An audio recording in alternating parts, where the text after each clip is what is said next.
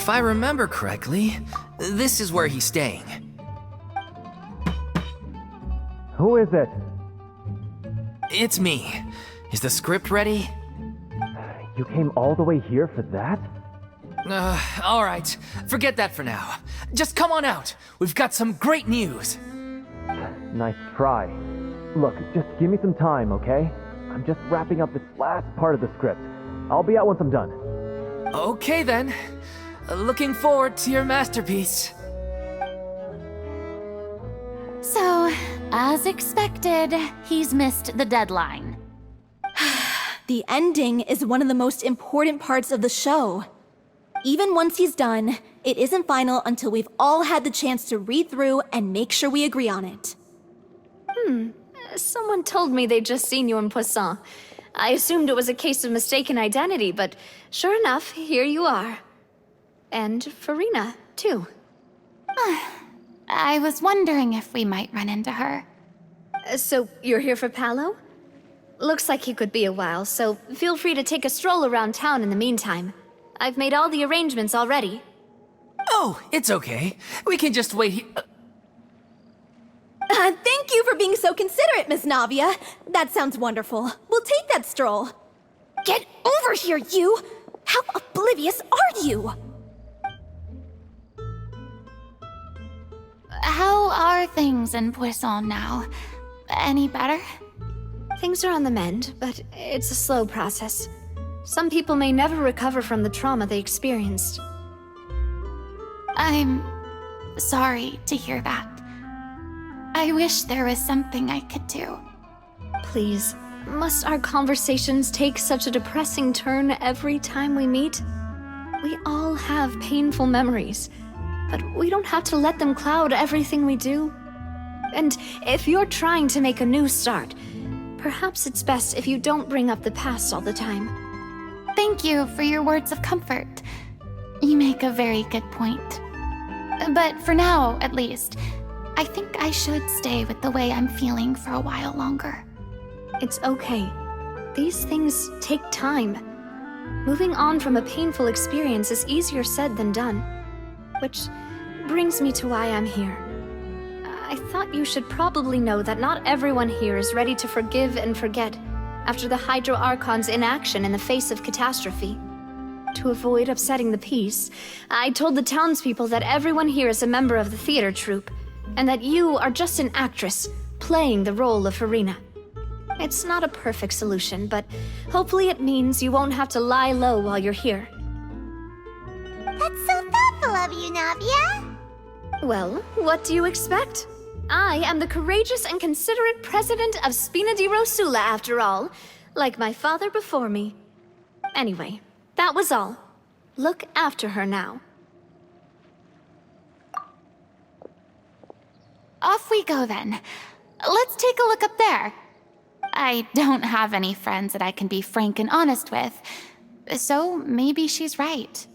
You're the closest thing to friends that I have.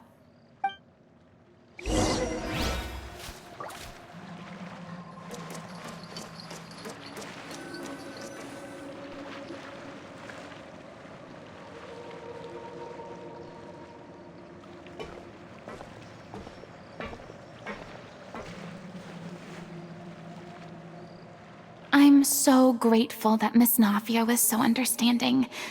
To be perfectly honest, I didn't know if I was ready to meet her. It's always easiest to just run away from your problems. But that never fixes anything. You can't get around the obstacles without facing them. So that's why you were nervous when they brought up Poisson. Yeah. I'd be lying if I said I wasn't scared of coming back here. Still, I felt it was something I had to do. As I was saying before, I want to see for myself the things that I never could in the past. I'd be overjoyed if the people here could find it in their hearts to forgive me. But they're more likely to unleash a tirade of vitriol against me, which, of course, I completely understand and accept. Yeah, I can tell people are watching me.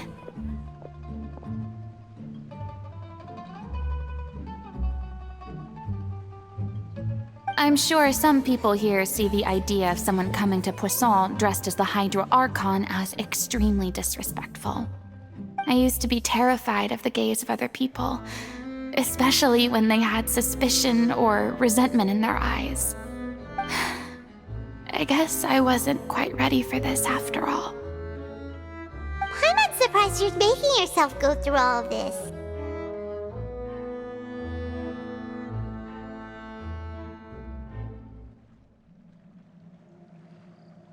I can't let myself see only the things I want to see. How would that make me any different from before? Look! There seems to be a crowd gathering over there. Probably time we made a move.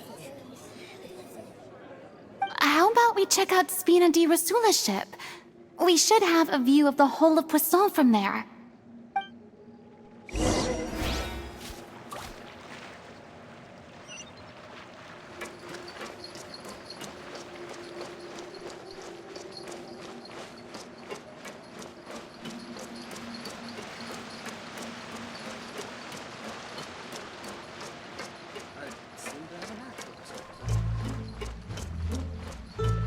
I need to find something to do with myself.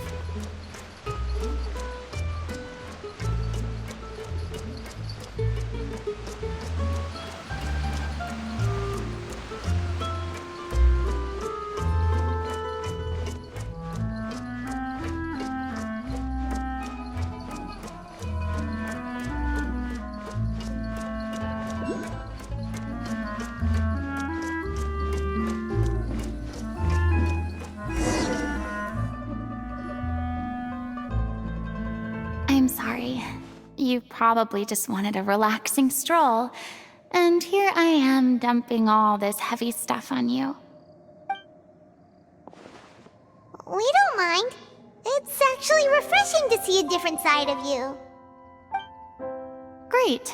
Well, I appreciate your company, so please don't disappear just yet.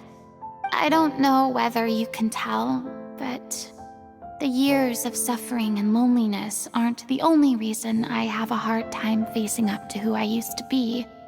As I stand here by the ship, I can't get the images of the rising water out of my mind. One after another, people were taken by the water. All those treasured lives and memories washed out of existence in an instant. They thought their god would protect them. They had absolute faith that when disaster struck, a divine power would save them from harm. And all the while, I played my part to perfection to convince them that was true. But then the floodwaters finally came, and the Hydro Archon did nothing. You shouldn't look at it like that. You're only doing your duty. I've had to go through so many moments like that for the sake of protecting the truth. As time went on, it got harder and harder to bear, and I became more lonely and isolated. Eventually, I realized I had nothing left except the truth. I became terrified of completely failing in my task, and was haunted by the thought of being left all alone, weeping on my throne. Fortunately, we were able to avoid the worst-case scenario thanks to the help of heroic individuals such as yourselves. Everyone rose to their responsibilities, and I finally regained my freedom. But on some level, freedom also means no longer being needed. I have no further use to people. Paimon would have never imagined you'd see it that way. Reward?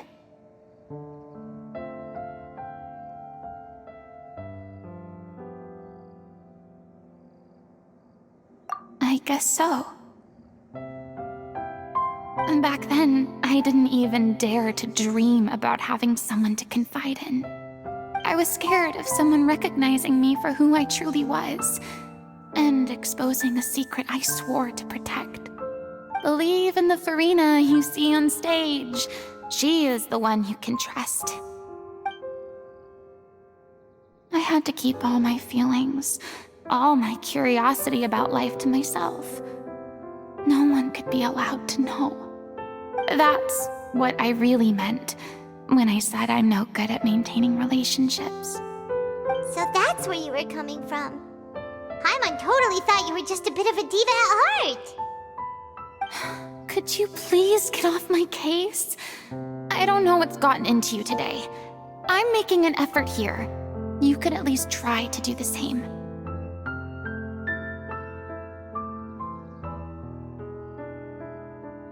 I do.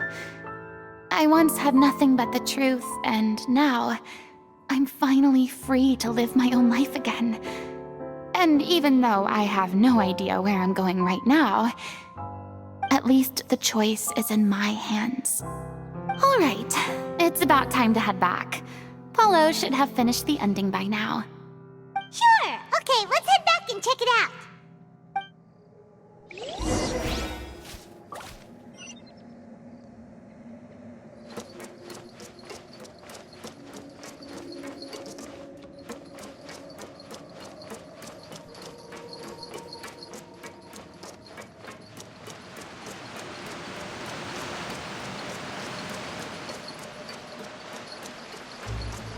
I need to find something to do with myself.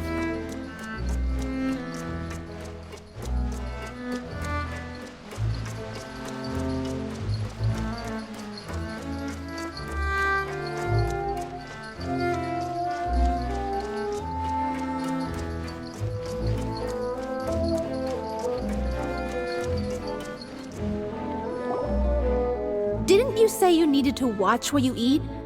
You're supposed to be cutting down on fried foods, not wolfing down copious quantities of fish and chips, you know? Come on. It's not every day we get to dine at Spina di Rosula's expense. Can you believe how generous she is? I'm not about to pass on free food. Anyway, my character doesn't need to be slim and good-looking. That's your job. Are you kidding me right now? It's not your character's health I'm worried about, it's yours. I've spent my whole life battling the effects of ill health, and it kills me to watch you willingly ruin yours by filling yourself up with junk all the time. Oh no, looks like they're arguing again.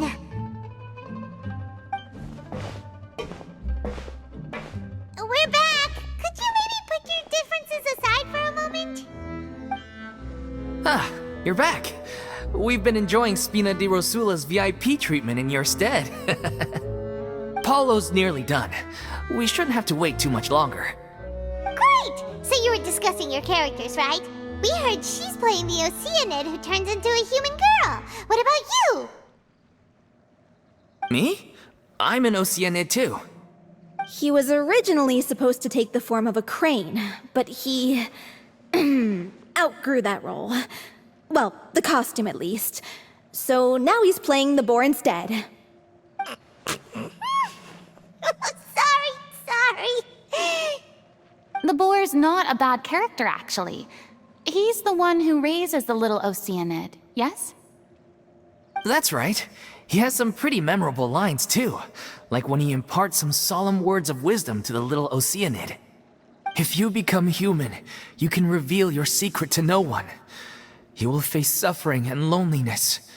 Is this truly what you want? Wait, that sounds kind of familiar. It's the most important line in the whole script. I think it's a symbolic statement about our director's life and legacy. She kept quiet about all the trials and tribulations she faced in running our troupe, allowing us to devote ourselves fully to performing. It was only after she was gone that we realized how tough her job really was.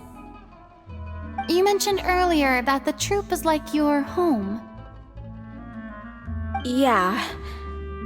I was born with an incurable illness, and once my family found out it couldn't be treated, they decided they didn't want me anymore.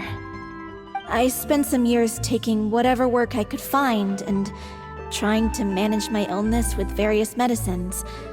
But whenever I had a bad flare-up, I'd be lying in an alleyway for days at a time. It was like that until the director found me one day. She told me I had a great voice and asked if I was interested in studying singing from her. I said yes. She took me under her wing, taught me to both sing and act, helped me find Mora for my meds, took care of me when my condition decided to flare up. I know it was all a huge burden on her. She sounds like a really incredible person. She really was. She gave everything she had to her troupe and the people in it. All of us were so proud to call her our director. I was a lost child too when she found me. As the child of a murderer, my parents weren't around when I was little, so I got sent to an orphanage. The other kids were always picking fights with me. They'd say things like, "Come on, you must be pretty tough if you're the son of a murderer." It was just to taunt me, though. I was an easy target, and they knew it. One day, I got beaten up so bad that I just couldn't take it anymore, so I ran away. I lost all faith in humanity by that point. Thought the whole world was out to get me. Let me guess. Fortunately, the next person you ran into was the director. Yeah, for the first time in my life, I was somewhere I felt safe. And I promised myself I'd stay here until the day the group parted ways. The day you hoped would never come. How times change. Oh, you're finally done? Get your butt over here. There's someone I need to introduce you to. This is our new artistic consultant, Miss Farina. Farina? The Farina? Oh my god, how did you manage to wrangle that? Please, the honor is all mine. I was profoundly moved to hear about your troupe and your wonderful director. I just wanted to do something to help. Same here. Even so, this is just... Oh, wow. I'm sorry. I'll try to calm down. Now, where was I? Ah, yes, the script, of course. Let me give you a rundown of how the story unfolds in my version of the script. I'm sure you're already familiar with the beginning of the story. A little Oceanid decides she wants to become a human against the wishes of her family. She finds love and friendship in the bustling city. But then, disaster strikes. The people start to notice that all the fresh water in the surrounding area is slowly disappearing. The soil is becoming arid, plants and flowers are withering, and the people begin to panic. The little Oceanid, Cleo, and her lover decide to do something about it and investigate the truth of the matter together. In the end, they discover that all the waste and pollution created by humans over the years has caused the fresh water to flee the land, as if driven by a consciousness of its own.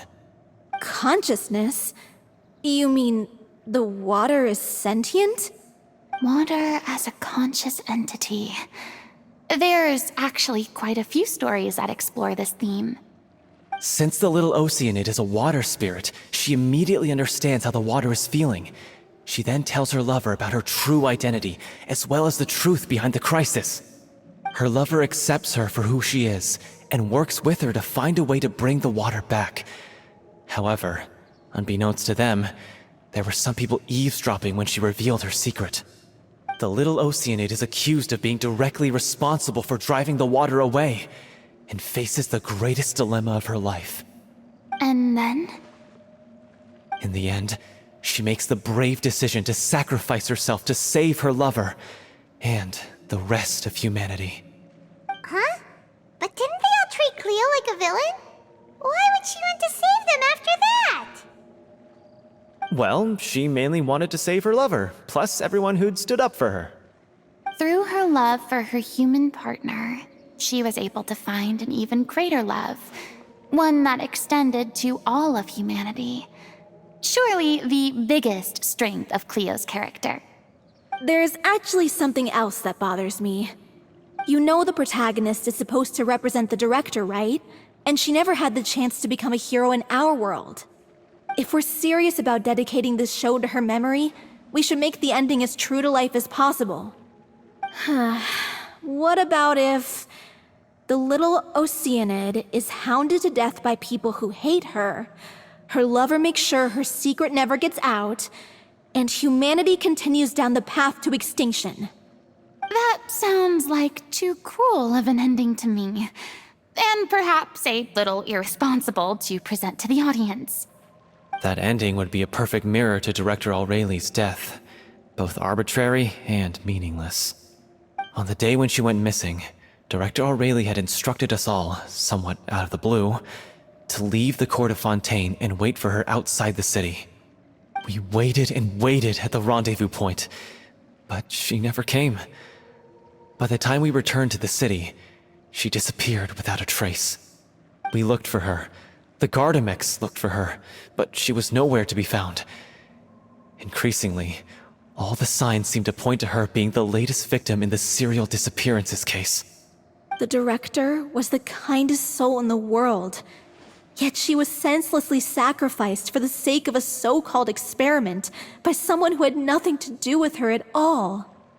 But doesn't the way she suddenly told you to leave the city suggest that maybe she had some sense of what was about to happen? It almost seems as if she was moving you to safety. I've been trying to follow up on that ever since, but all my efforts so far have turned up nothing. Villemont might know something, but he won't open up to me. Villemont? The one who's playing the role of the villain? Yeah. He's been overwhelmed by grief. I think the director's death hit him hardest of all. Grief? Guilt, more like. Also, I have a hard time imagining that anyone took it harder than me. Because, well, speaking of the play being true to life, I was deeply, madly in love with Aureli. What? You kept that one quiet. It's time to be upfront with you all. No more keeping secrets from each other. We'll never be able to agree on the ending if we can't be honest about how we feel. I did tell her how I felt once, but she turned me down pretty much straight away. She said that we were all like brothers and sisters to her, and she'd never considered us as potential romantic partners. Not that it came as a shock or anything. It was what I was expecting to hear. So I told her I'd always be there for the troupe, and I'd always be there for her. I said, maybe one day in the future, when everyone's settled into their own lives and on the up and up, and managing the troupe no longer required her constant attention, well, maybe then she could reconsider what she really wanted in her life. And now, that day will never come. Paulo. So if I'm the one writing this ending, then I'm gonna make sure it does right by Aureli. I won't let anyone get in the way of that. In that case, you have to straighten things out with Villemont once and for all, face to face. We've all had our differences of opinion over the ending, but those two have never seen eye to eye on anything. One of them has to compromise if we're ever going to reach a final decision. Well, if that's where we're at, looks like it's time to go visit Villemont. Are you ready to face the truth? Honestly, I'm slightly terrified. But for the sake of our final performance, I'll do whatever it takes. Funny you should ask, though. You really do get what I'm going through right now. I certainly do. Come on, everyone. Allons-y!